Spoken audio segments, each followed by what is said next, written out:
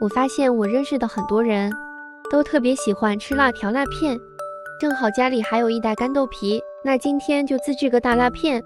家里有啥我就用啥了。这是上次吃火锅剩的一包干豆皮，倒入没过它的水浸泡个几分钟，直到泡的颜色发白发软了，捞出来给它沥干水分。你们也可以买那种比较大的干豆皮，就是上边有比较多褶皱的那种。再来准备调料：2勺粗辣椒粉，2勺细辣椒粉，2勺白芝麻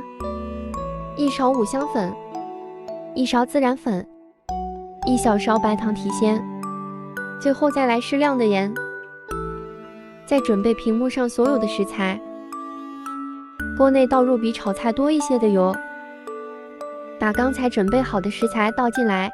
给它炸出香味，直到最后变得发黄了，我们把它捞出来扔掉，